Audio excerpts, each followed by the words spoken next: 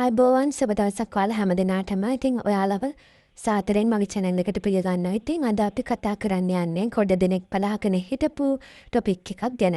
ඔයාගේ crush එක ඇත්තටම ඔයා ගැන මොනවද හිතන්නේ කියන එක ගැන තමයි අද අපි බලන්නේ. අද රීඩින් එකේදී මම ඔයාලට ෆයිල්ස් දෙකක් දාලා තියෙනවා. ඔයාලට ස්ක්‍රීන් එකේ රූප දෙක පේනේ. ඉතින් තප්පර කිහිපයක් ඇස් දෙක පියාගෙන ඔයාගේ crush එක ගැන හිතලා ඊට පස්සේ ඇස් කරලා බලද්දී ඔයාගේ හිතට වඩාත්ම ආකර්ෂණීය වෙන ඔයාගේ හිත තියෙන රූපය තෝරගන්න.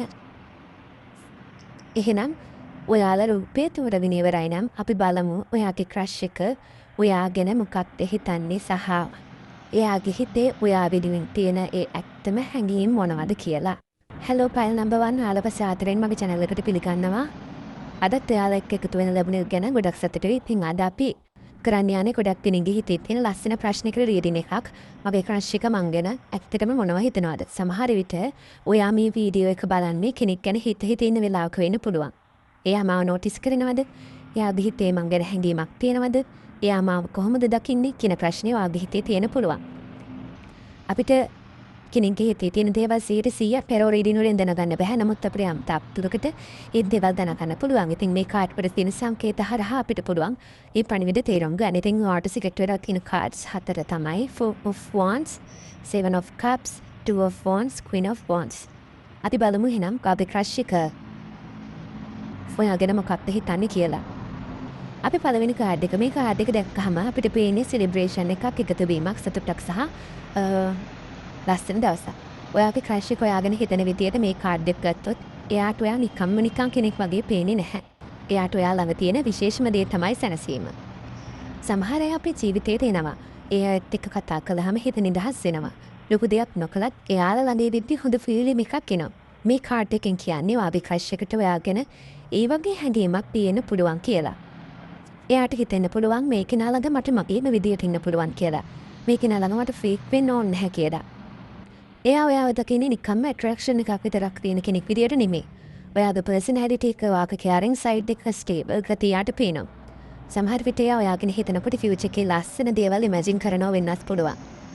ඉතින් ඔයා මතක තියාගන්න මේකෙන් කියන්නේ අනිවාර්යයෙන්ම රිලේෂන්ෂිප් එකකට එන්න හදනවා කියන එක නෙමෙයි. ඒ වෙනුවට එයාගේ ඇස්සට ඔයාට තියෙන වැලියු එක, ඔයාගෙන් එයාට දැනෙන පොසිටිව් ෆීලිං එක තමයි පෙන්වන්නේ. දෙවෙනි පණිවිඩය මේ කාඩ් එකේ තියෙන කුසලාන 7ක්. ඒ එක් කුසලාන ඇතුලේ වෙනස් දේවල් තියෙනවා. ඒ නිසා මේ කාඩ් එකෙන් කියන්නේ හිත ඇතුලේ තියෙන සිතුවිලි ගොඩාක් බලාපොරොත්තු ඒ වගේම සැකයන් තීරණ ගන්න අමාරු ඒ අවස්ථාවන් ගැන. ඔයාගේ crush එකටත් ඔයාගෙන යම්කිසි හැඟීමක් හෝ ආකර්ෂණයක් තියෙනවා. හැබැයි මේ කාඩ් එකෙන් පේන්නේ එයාගේ හිත ඇතුලේ තාමත් යම්කිසි කන්ෆියුෂන් එකක් තියෙනවා කියලා. එයා සමහර වෙලාවට මෙහෙම හිතනවා ඇති. මම මේ කෙනාට ළඟ වෙන්න ඕනේද? මගේ හැඟීම් කියන්න හොඳම වෙලාව මේකද? මම මේ සම්බන්ධය කොහොමද ඉස්සරහට ගෙනියන්නේ? ඉතින් මතක තියාගන්න මේකෙන් කියන්නේ යාට ඔයාගෙන හැඟීමක් නැහැ කියන එක නෙමෙයි. සමහර වෙලාවට කෙනෙක් නිහඬ වෙලා ඉන්නේ හැඟීම් නැති නිසාම නෙමෙයිනේ. තමන්ගේ ජීවිතයේ තියෙන ප්‍රශ්න, වගකීම්, බයවීම, අනාගතය ගැන තියෙන සැකයන් නිසා වෙන්න පුළුවන්. ඒ නිසා වට පණිවිඩයක් ලැබෙනවා. ඔයා යාගේ ඇක්ෂන්ස් දිහා බලන්න ඕනේ කියලා. ඒ කියන්නේ එයා ඔයා කෙන සැලකිලිමත්ව කාලය දෙන්න උත්සාහ කරනවද? ඔයා අපසතට ගැන හිතනවද? අන්න ඒ කාරණා. තුන්වෙනි කාඩ් එක මේ කාඩ් එකේ ඉන්නේ ලෝකෝපෝලයක් පියාගෙන ඈත දිහා බලාගෙන ඉන්න කෙනෙක්. මේකෙන් පෙන්වන්නේ අනාගතය ගැන හිතන එක, සැලසුම් කරන එක සහ ඊළඟ පියවර ගැන තීරණයක් ගන්න සූදානම් වෙන එක. ඔයාගේ crush එක ඔයා ගැන නිකම්ම මේ මොහොතේ විතරක් හිතනවා කියන්න බෑ. එයා සමහර වෙලාවට ඔයා ගැන ගොඩාක් හිතනවා ඇති. මේක නා මගේ ජීවිතයට ගැලපෙනවද? අපි අතර මේ කනෙක්ෂන් එක ඉස්සරහට කොහොම යයිද? මම මේකට මොකක්ද කරන්නේ? ඉතින් මේ කාඩ් එකෙන් කියන්නේ ඉක්මන් වෙලා තීරණ ගන්න එනර්ජි එකක් නෙමෙයි. ටිකක් නැවතිලා හිතලා හොඳම පියවර තෝරන එනර්ජි එකක්. එයාගේ රැකියාව මුදල් පැත්ත ඒ දේවල් එයා ස්ථාපන කරගන්න හිතනවා ඇති. නැත්තම් පවුලේ වගකීම්, නැත්තම් එයා ඉගෙන ගන්න කෙනෙක් නම් ඒව සම්පූර්ණ කරන්න ඕනේ කියලා එයා හිතනවා ඇති. එයා ඔයාව දකින්නේ Tamanගේම හින තියෙන ජීවිතය ගැන හිතන ඉස්සරහට යන්න උත්සාහ කරන ගෞරවණීය කෙනෙක් විදියට. ඔයාගේ ජීවිතේත් ඔයා ඉදිරියට යන්න කරන යම්කිසි උත්සාහවන්ත දේවල් එයා දැක ඇති. ඒකයි එයා මේ යුගයට හොයාගෙනත් හිතන්නේ. අවසාන කාඩ් එක Queen of Wands. Queen energy එකක්. ඉතින් මේ කාඩ් එකෙන් represent කරන්නේ confidence, attraction, personality. තමන්ගේ වටිනාකම දන්න කෙනෙක්ව තමයි පෙන්වන්නේ. ඉතින් ඔයාගේ crush එක ඔයාව දකින්නේ ඔයාගේ පෙනුමට විතරක් නෙමෙයි. ඔයාගේ personality එකටත් ගොඩක් ආකර්ෂණීය වෙලා තමයි ආ ඉන්නේ. ඔයා කතා කරන විදිය දැකලා ඇති අනිත් අයත් එක්ක හැසිරෙන විදිය එයා දැකලා ඇති ආවේ self confidence එක එයා දැකලා ඇති. එයා ඒ පිළිබඳව අවධානය දීලා තියෙනම කෙනෙක් මම දකිනවා.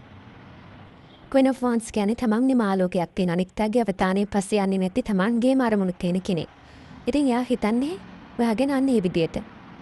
ඔයා සමහර වෙලාවට 100%ක් ඒ විදියට වෙන්න පුළුවන්. නැත්තම් ඔයා හිම කෙනෙක් නොවෙන්නත් පුළුවන්. මේකෙන් බලන්නේ එයා ඔයාගෙන හිතන විදියනේ. එයාගේ ඉමැජිනේෂන් එකක් වෙන්න පුළුවන් මේක.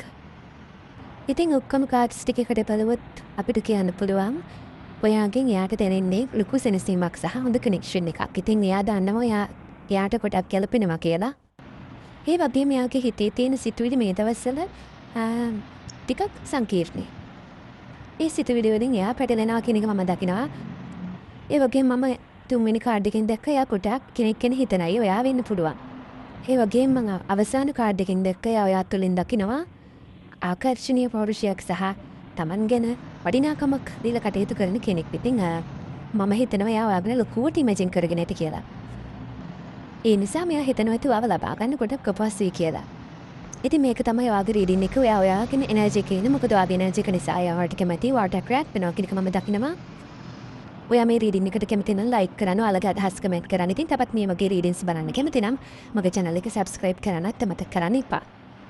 එහෙනම් අපි නැවත හමුවමු. හැමෝටම සුබ දවසක්. ආයුබෝවන්. ඔයාලා හැමෝම සාදරයෙන් පිළිගන්නවා. ඉතින් අද ඔයාලා එකතු වෙන්නේ වෙනස් විදිහේ රීඩින් එකක්. ඒ කියන්නේ හැමෝම මගෙන් ඉල්ලන රීඩින් එකක්. ක්‍රෂ් එක මොකක්ද ඔයා ගැන හිතන්නේ? ඉතින් සමහර විට ඔයා මේ වීඩියෝ එක බලන්නේ කෙනෙක් ගැන හිත එයාගේ හැසිරීම ගැන පොඩි කුතුහලයක් නැත්නම් සැකයක් හිතේ තියාගෙන වෙන්න පුළුවන්. එයා මට ඇත්තටම ආවංකද?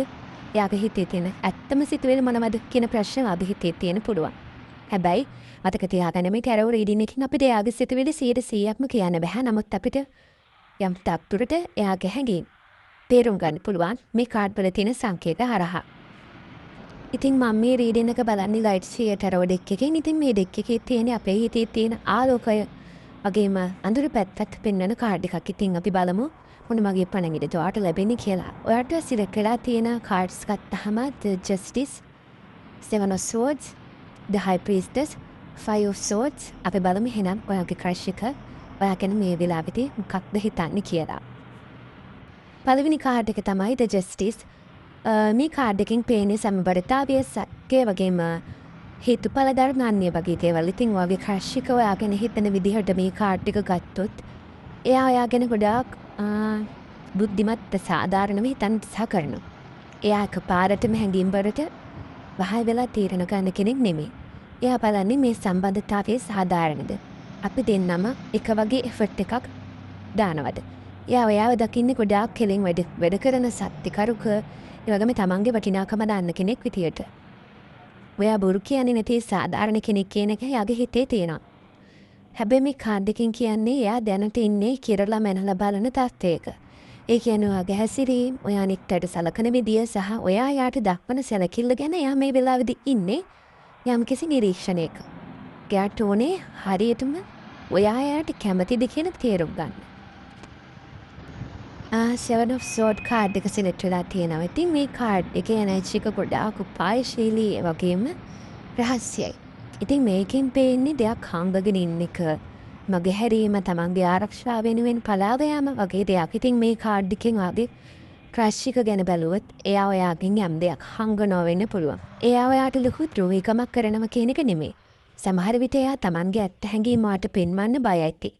එයා යාගේ දුර්වල පැත්ත වාට පෙන්වන්න කැමති නැහැ වෙන්න ඇති. මම ඇත්තටම මගේ හැඟීම් කිව්වොත් ඔයා මාව රිජෙක්ට් කරයිද? අන්න ඒ වගේ දේවල් ගයක් හිතේ ඇති. නැත්නම් මෙයා මේ වෙtti කාත් එක්ක හරි සම්බන්ධයක ඉන්නා වෙන්නත් පුළුවන්. ඒ නිසා යාට හරි තීරණයක් ගන්න බැහැ වෙන්නත් පුළුවන්. ඒ නිසා එයා යම්කිසි බයකින් ඔයාගෙන් දෙයක් හංගනවා වෙන්න පුළුවන්. තුන්වෙනි පණිවිඩය The High Priestess.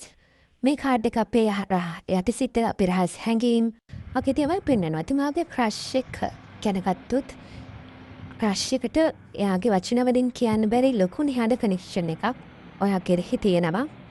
එයා එළියට පෙන්වන්නේ නැති වුණාට එයාගේ යටිසිතින් එයාට දැනෙනවා ඔයා එයාගේ ජීවිතේට විශේෂ කෙනෙක් කියලා. එයාට ඔයා ගැන හිතෙනකොට දැනෙන්නේ ලොකු කුතුහලයක් සහ රහස්‍ය බවක්. එයා ඔයාව දකින්නේ ලේසියෙන් තේරුම් ගන්න බැරි ගැඹුරු ආකර්ශනීය කෙනෙක් විදියට. සමහර විට එයා ඔයාට එකපාරට කතා නොකළට එයාගේ හිත ඇතුලේ එයා ඔයා ගැන ගොඩාක් හිතනවා. එයාගේ හැඟීම් එයාට කියනවා ඔයා සුවිශේෂී කෙනෙක් කියලා. මේක වචන වලට වඩා හැඟීම් වලට දැනෙන ලොකු ආකර්ශනීය හැඟීමක් කියන එක මම දකිනවා. අන්තිම කාඩ් එක 5 of swords. ඉතින් මේ 5 of swords කාඩ් එකකින් කියන්නේ එයාගේ තියෙන ඊගෝ එක. සමහර වෙලාවට මෙයා පරාජය වෙන්න බය ඇති. ඒ වගේම ටිකක් අහංකාර කෙනෙක් වෙන්න පුළුවන්. මොන හරි මතභේද තියෙනවා නම් අන්න ඒව එයා තමයි දිනන්න ඕනි කියන අදහස එයාගේ තියෙනවා. ඒ වගේම හිතේ ඇතිවන අභ්‍යන්තර ගැටුම් වගේ දේවල් මේ කාඩ් එකෙන් පෙන්වනවා. එයාගේ හිත ඇතුලේ ලොකු සටනක් තියෙනවා. එයාගේ ඊගෝ එක සහ එයාගේ හැඟීම් අතර. සමහර වෙලාවට එයා මුලින් කතා කරත් එයාගේ ඊගෝ එකට මොකද වෙන්නේ කියලා හිතනවා. ඇති මෙයා ගෑනු ළමෙක් නම් විශේෂයෙන් ඔයා එයාට කැමති වුණ නැත්නම් එයාට පරාජය වෙන්න වේද කියලා හිතනවා ඇති. සමහර විට එයා අතීතයේදී ලැබපු නරක අත්දැකීමක් නිසා. ආදරය කියන්නේ නිතරම රණ්ඩු ඇති වෙන දෙයක්. ඒ වගේම තමන්ගේ ආරක්ෂාව නැති වෙන දෙයක්. නැත්නම් තමන්ගේ වෙලාව නාස්ති වෙන දෙයක්. අන්න ඒ වගේ දේවල් එයාගේ හිතේ තියෙනවා. මේක එයා කලින් මුහුණ දුන්නු අත්දැකීම් නිසා වෙන්නේ නැති කියලා මම හිතනවා. ඒක නිසා තමයි ඔයාට ලං වෙන්න හදනකොට මෙයාගේ ඊගෝ එක ඉස්සරහට එයා පස්සට අදිනවා. මම දකින්නේ ඔයාගේ ආකර්ශනීය බව පොඩක් වැඩි කරගන්න ඕනේ. ඔයා ලස්සනට අඳිනවා පළඳිනවා නම් එයා ඔයාට පොඩක් කාසි වෙයි. ඒ වගේම ඔයාට පුළුවන් විදියට පෙන්වන්න ඕනේ ඔයා එයා ගැන සැලකිලිමත් වෙනවා කියන එක. මට මෙතනදී පේනවා එයා ඔයාට පොඩක් කැමතියි කියලා. නමුත් එයාට ඒක තහවුරු වෙන්න තරම් ලොකු දෙයක් ඔයාගෙන් ලැබිලා නැහැ. The Justice Lecture නිසා මම කියන්නේ ඔයා එයාට සත්‍යවම ආදරය කරනවා නම් ඔයා එයාව ලබා ගන්න මොන උපක්‍රම නෙදුවත් ඔයාට අන්තිමේදී ඒ උපක්‍රම වලට ප්‍රතිඵල නිවාරයෙන්ම හම්බ වෙනවා. ඉතින් මේක තමයි ඔයාගේ රීඩින් එක. ඔයා මේ රීඩින් එකට කැමති නම් ලයික් කරන්න, ඔයාගේ අදහස් කමෙන්ට් කරන්න. තවත් මේ වගේ රීඩින්ස් බලන්න මගේ channel එක subscribe කරන්න මතක කරන්න එපා. ඉතින් අපි ඊළඟ වීඩියෝ එකකින් ආයෙත් හමු වෙමු.